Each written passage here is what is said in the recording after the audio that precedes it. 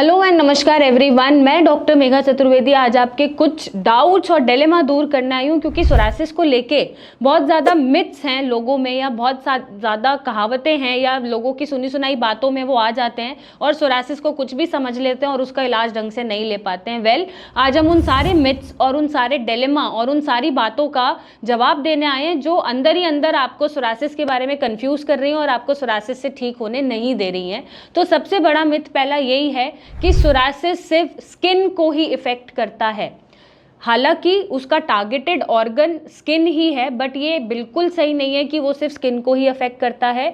जब psoriasis deep seated हो जाता है, क्रॉनिक हो जाता है, तो वो आपके जॉइंट्स को भी अफेक्ट करना शुरू कर देता है। आपने बहुत पेशेंट देखे होंगे जिनके हाथ पैर भी मुड़ जाते हैं, डिफॉर्मिटी हो जाती है और जॉइंट्स पेन तक उनका सोरासिस पहुंच जाता है। तो स्किन उसका पहला टारगेट रहता है अफेक्ट करने का, बट धीरे धीरे अगर आप उसका ढंग से इलाज नहीं ले रहे हैं और वो बढ़ता जा रहा है तो वो जॉइंट्स तक भी कुछ सालों बाद पहुंच जाता है और सोराटिक आर्थराइटिस बना लेता है। दूसरा ये मिथ है कि सोरासिस सिर्फ अडल्ट्स में होता है या बड़े लोगों में होता है या 20 ईयर्स के बाद होता है। ऐसा बिल्कुल नहीं है। मेरे पास खुद ऐसे पेशेंट हैं 2 साल के, 6 महीने के, 1 साल के, 5 साल के, 7 साल के, जिनको मैं ट्रीट कर रही हूँ और काफ़ियों को मैंने सोरासिस फ्री कर दिया है।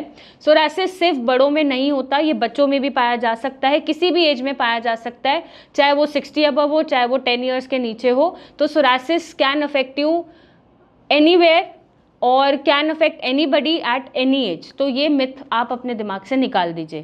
थर्ड, ये बहुत बड़ा मिथ है कि सोरासिस सिर्फ एक स्किन रैश है। अगर ये स्किन रैश होता तो ये सोरासिस नहीं होता, डर्मेटाइटिस होता। ये बिल्कुल एब्सोल्युटली गलत है। सोरासिस एक ऑटोइम्यून क्रॉनिक स्किन डिसीज है जहाँ पे आपके स्किन सेल्स का इन्फ्लेमेशन होता है और डेड स्किन मल्टीप्लिकेशन इतना करती है कि वो शेड ऑफ होती रहती है। तो ये सिर्फ एक स्किन रैश नहीं है। नेक्स्ट, ये बहुत बड़ा मिथ है कि सोरासिस हो रहा है तो कुछ भी खाओ, चाहे आप नॉन वेजिटेरियन फूड खा लो, एनिमल प्रोटीन खा लो, आपके सोरासिस को कुछ नहीं होगा, जो कि most of the allopathic doctors बोलते भी हैं। डाइट में कोई रेस्ट्रिक्शंस नहीं लगवाते हैं, जबकि ये एब्सोल्युटली गलत है। मैंने अपने प्रैक्टिस में ऐसा नहीं देखा कि एनिमल प्रोटीन लेते हुए पेशेंट ठीक रहे। थोड़े टाइम बीइंग के लिए सोरासिस ठीक होकर ठीक रह सकता है, बट अगर आप अपनी फ्रीक्वेंसी एनिमल प्रोटीन की बढ़ाते रहेंगे और खाते रहेंगे, कंज्यूम करते रहेंगे, तो सोरासिस आपको कभी ना कभी ट्रिगर करेगा और वो रिलैप्स हो सकता है। नेक्स्ट, ये बहुत बड़ा मिथ है कि डाइट का सोरासिस पे कोई रोल नहीं है। मेरे पास पेशेंट आते हैं, वो बताते हैं अब तक हम एलोपैथिक ट्रीटमेंट ले रहे थे, मुझे कोई डाइट फॉलो करने के लिए कभी नहीं कहा किसी भी डॉक्टर ने। आप क्यों कह रहे हो? Well, diet plays an equally important role in psoriasis. जितना रोल दवाइयों का है सोरासिस को ठीक करने में, उतना ही रोल डाइट का भी है सोरासिस को वापस आने से रोकने में, और आपके जो छोटे छोटे दाने निकल जाते हैं ड्यूरिंग द ट्रीटमेंट ठीक होके भी, उसको रोकने में। क्योंकि अगर आप हेल्दी डाइट नहीं लेंगे तो सोरासिस से आप कभी भी फ्री नहीं हो पाएंगे। कभी ना कभी ये ट्रिगर होगा या रिलैप्स करेगा या वापस आपके शरीर पे दिखेगा। फॉर एग्जाम्पल, मैं अभी एब्सोल्युटली नॉर्मल दिख रही हूँ आपको, बट अगर मैं भी डेली बेसिस पे अनहेल्दी फूड खाना शुरू कर दूँ, डेली बेसिस पे या फ्रीक्वेंटली, या ऐसी चीज़ें लेना शुरू कर दूँ जो मेरा गट खराब करें, स्किन डिसऑर्डर्स दें या और तरह की बीमारियाँ हमें लगाएं, तो मुझे भी कोई ना कोई बीमारी ज़रूर होगी। और आपको जब सोरासिस हो चुका है तो ऑलरेडी आप एक ऑटोइम्यून बीमारी से पीड़ित मरीज हैं। ऐसे में आप ऐसा कुछ भी नहीं खा सकते जो आपकी इम्यूनिटी को ट्रिगर करे और आपका सोरासिस रिलैप्स करे। तो डाइट फॉलो करना उतना ही इंपॉर्टेंट है जितना पूजा करना लोगों के लिए।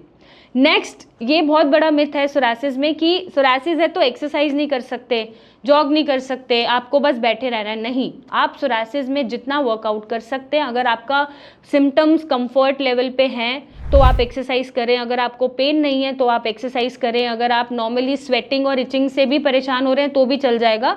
क्योंकि जितना आप एक्सरसाइज करेंगे उतना ही आप एक सेंस ऑफ पीस क्रिएट करेंगे अपने माइंड में, ज़्यादा नहीं सोचेंगे, पॉजिटिव एक हैप्पी हार्मोन रिलीज होगा जो आपको आपकी बीमारी के लिए, ट्रीटमेंट के लिए पॉजिटिव करेगा, और आपका मेटाबॉलिज्म इन्हांस होगा जिससे आपका गट सिस्टम हेल्दी रहेगा। तो जब ये सारी चीज़ें आपकी मिलके सोरासिस को ठीक करने में काम करेंगी तो सोरासिस की रिकवरी की जो स्पीड है वो बढ़ जाएगी। नेक्स्ट, ये बहुत बड़ा मिथ है कि अगर मेरी फैमिली में सोरासिस नहीं है तो मुझे भी सोरासिस नहीं हो रहा, या मुझे सोरासिस हो रहा है तो वो क्यों हो रहा है क्योंकि मेरे पेरेंट्स को सोरासिस नहीं है। वेल, ऐसा ज़रूरी नहीं है कि अगर आपको सोरासिस हो रहा है तो आपके पेरेंट्स में सोरासिस ही मिले, और कोई ऑटोइम्यून डिसऑर्डर मिल सकता है, या 3 जनरेशन पीछे भी कोई ना कोई ऑटोइम्यून डिसऑर्डर मिल सकता है, और वो चाहे सोरासिस हो चाहे और कोई ऑटोइम्यून बीमारी हो। अगर वो आपकी 3 जनरेशंस में रन कर रही है तो वो आपको दिख सकती है, और अगर वो जनरेशंस में नहीं भी दिख रही है, या फर्स्ट डिग्री रिलेटिव में नहीं भी दिख रही तो भी आपका जीन म्यूटेट हो सकता है आपकी जनरेशन में और आपको सोरासिस दिख सकता है। तो हिस्ट्री इज़ इम्पॉर्टेंट। ये ऐसा होता है कि मैक्सिमम पेशेंट में हमें हिस्ट्री मिलती है ऑटोइम्यून बीमारी की, बट अगर नहीं भी मिल रही है तो ऐसा ज़रूरी नहीं है कि सोरासिस आपको नहीं हो सकता, क्योंकि आपकी जनरेशन क्लियर है। अगर आपका लाइफस्टाइल बहुत अनहेल्दी है, बहुत स्ट्रेसफुल आप रहते हैं और आपकी इम्यूनिटी हैम्पर हो रही है, ट्रिगर हो रही है, तो आपको भी सोरासिस हो सकता है। अगर आपका जीन पॉजिटिव आ रहा है, चलिए B27 जीन पॉजिटिव आ रहा है और वो म्यूटेट हो चुका है, तो आपसे भी सोरासिस की शुरुआत आपकी पीढ़ियों में हो सकती है। नेक्स्ट, ये बहुत बड़ा मिथ है कि सोरासिस सिर्फ नेचुरल रेमेडीज से क्योर हो जाता है। नहीं, नेचुरल रेमेडीज आप यूज़ कर सकते हैं एक अपने सिम्टम्स को रिलीव करने के लिए, डिस्कम्फर्ट को ठीक करने के लिए, अपनी इरिटेशन को कम करने के लिए, स्किन को स्मूथ करने के लिए। बट अगर आप उसको हमेशा के लिए ख़त्म करना चाहते हैं या चाहते हैं वो नहीं दिखे, ख़त्म हो जाए, तो उसके लिए एक proper treatment and lifestyle corrections बहुत ज़रूरी है, तभी आप अपने सोरासिस को हमेशा के लिए ख़त्म कर पाएंगे। लास्ट, एक बहुत बड़ा मिथ है पेशेंट में कि सोरासिस अपने आप ही ख़त्म हो जाएगा। ऐसा नहीं होता। Over the period of time बीमारी प्रोग्रेस करती है। बहुत ही ऐसे कम लोग हैं या बहुत ही ऐसी कम बीमारी है लोगों में जो रिग्रेस होती हुई आपको दिखाई देती है। अक्सर जो बीमारी हैं और स्पेशली जो इन्फ्लेमेटरी बीमारी हैं जैसे सोरासिस उनमें से एक है, तो वो प्रोग्रेसिवली प्रोग्रेस करती हैं और आपका सोरासिस खुद से ख़त्म नहीं होगा। आपको अपना या तो डाइट, लाइफस्टाइल मॉडिफिकेशन, करेक्शंस करने पड़ेंगे या एक ऐसा ट्रीटमेंट लेना पड़ेगा जो आपकी इम्यूनिटी को ये रियलाइज़ कराए कि आपका शरीर है, इस पर अटैक नहीं करना है, इसके फेवर में काम करना, और तभी आप अपने सोरासिस को हरा पाएंगे। और अगर नहीं हरा पा रहे हैं या कुछ भी ऐसी चीज़ है जो आपको शायद ढूंढने में मुश्किल हो रही है या क्वेश्चन के आंसर नहीं मिल रहे, तो आप हमसे जुड़ सकते हैं। कमेंट करिए, मेरी टीम से बात करिए कॉल करके, या मुझसे मिलने आइए और अपने सोरासिस को हमेशा के लिए ख़त्म करें। Thank you and take care.